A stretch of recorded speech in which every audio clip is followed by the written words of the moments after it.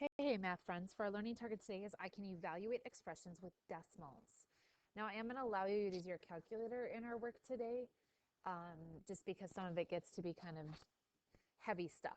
So if you want to solve by hand, that's awesome. But I will allow you to support using your calculator in our work. So some language that you're going to need to know as we go today and things that you've done before. But what is a variable? We know that a variable is a letter that represents an unknown in either in an expression or an equation. So an expression just has numbers and symbols. An equation is where we're trying to find the balance of both sides, and we see that equal sign on both, and then stuff on each side.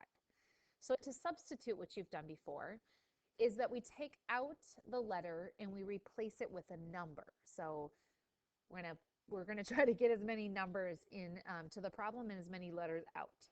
And evaluate, when you say evaluate in math, it just means to solve. And in this case, solving is more like PEMDAS because they're expressions. They're expressions, so it's PEMDAS.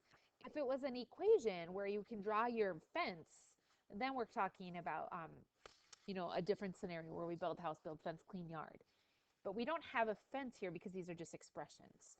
So our goal is to get all the letters out and all of the numbers in. And again, I'm going to let you use your calculator today in your work, especially because it's coming in video form.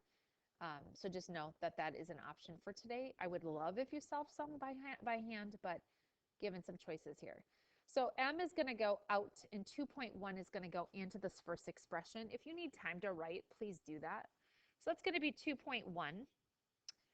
And then the 0.8 is going to go into both of these Q's. Whoops, I was supposed to change color there and that didn't happen. So 0.8 and a 0.8. So I'm going to do this one by hand, but you definitely can use your calculator. When we're adding decimals, you should have learned in elementary school that you line up the decimals and then you add it down. So when we drag our decimal down, it sits right here. And 8 plus 8 is 16, plus 1 is 17. So 7, you should have learned, it's supposed to be a decimal. Carry the 1. So then we add this column, becomes 1 plus 2 plus 0 is 3. So the result of all of that would be 3.7. That's without a calculator. So that's how we evaluate expressions using decimals. Next problem. So I'm going to substitute everything in, recognizing this is a division sign. So the numerator is going to be 5 times x times y. So I'm going to write it kind of big here. The x is negative 1, so I'm going to throw that in. And the y is negative 0.8, so I'm going to throw that in. I might as well put that all in my calculator right now. I'm just going to go 5 times negative 1 times negative 0.8. And that gives me 4.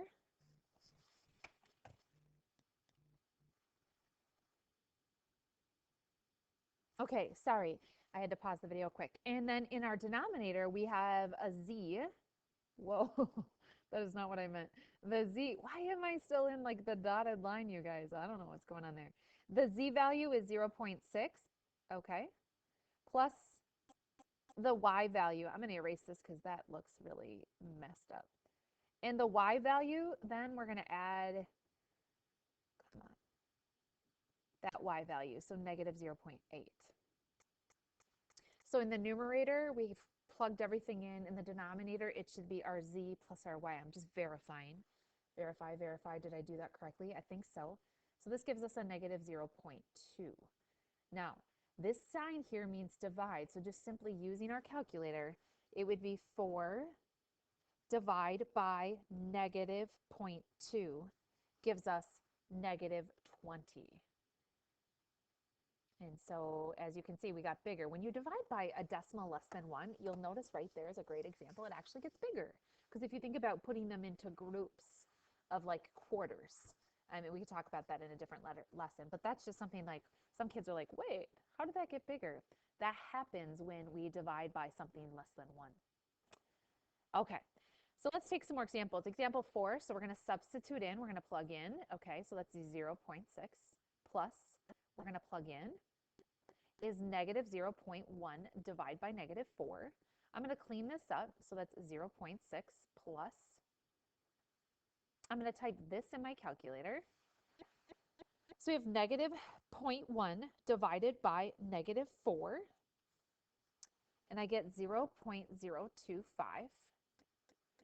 Verify team, just double check that. So negative 0.1 divided by negative 4, yep.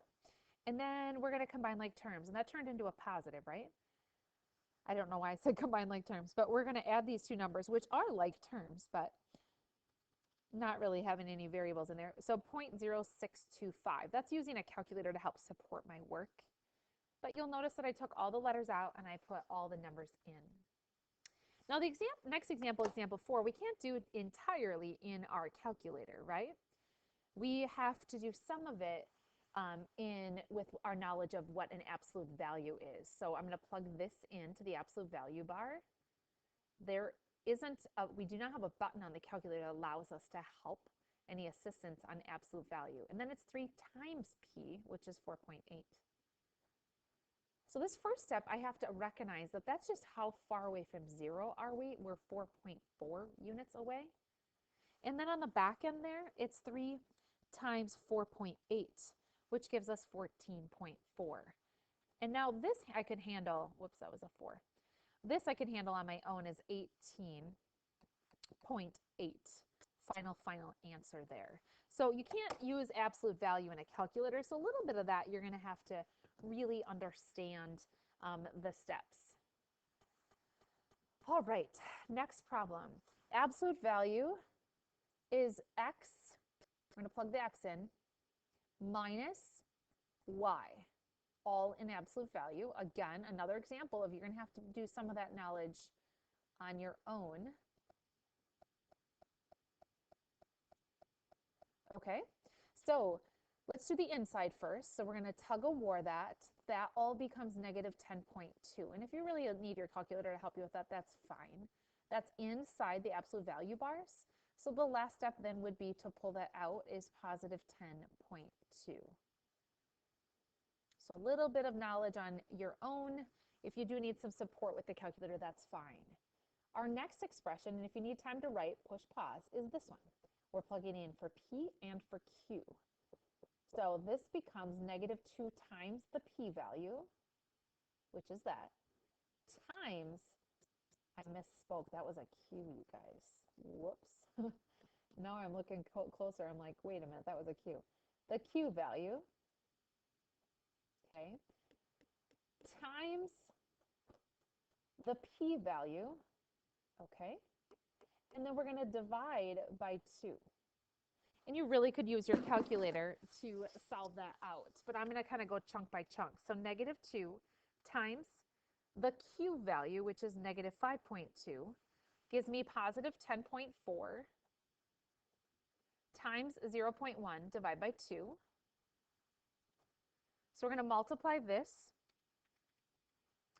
is 1.04 divided by 2. And the final answer would be the equivalent of like 52 cents. Again, that's using evaluating expressions that have decimals in it. Okay, so let's take a look. What about any of those? I have a lot of examples here. I don't think I need all those. All right. Kind of overkill, I would say. So let's try, I think we'll try this one because we're putting it in twice. So this first example here on the left, it has multiple variables. We're going to try that one. So why don't you pause the video and try? Make sure you put the x in twice there. So you should be unpausing the video. So that's 3 times negative 5.1 plus 4 minus 7 times negative 5.1 minus 6. So that's the substitution that we're plugging in here and here. Notice I'm using parentheses when I'm multiplying so I don't mess anything up with signs.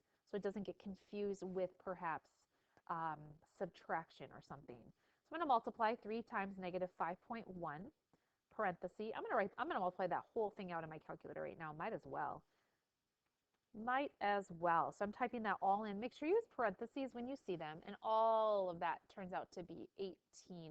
I'm going to double check that. I'll let you catch up then just to verify. So So we're going to add 4, subtract 7, use a parenthesis, times negative 5.1, subtract 6, boom, got it. So there's an example where we substitute in 2 different times using decimals. I'm going to take a peek in the next page and see if there's anything that I definitely want to do. And I think I'll grab this one on the left, and this will be our last problem for today. So why don't you give that one a shot? Why don't you pause the video, give that one a shot. All right, y'all. So you've tried this problem, right? You hit pause, you've typed it in. So that's 2.5, use a parenthesis, times negative 2, minus 0.7, use a parenthesis, times negative 2, add 6.4. All right, so you are welcome to put that all into your calculator instead of doing it all by hand, especially because we're in video format right now. So make sure you're using parentheses when we multiply.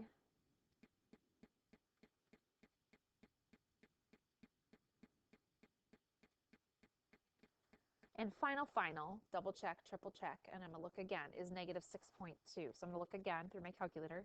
That gives you a chance. Final, let's see. 2.5 times negative 2, use a parenthesis, minus 0.7 times negative 2 plus 6.4. Boom, nailed it. So our learning target today was I can evaluate expressions using decimals.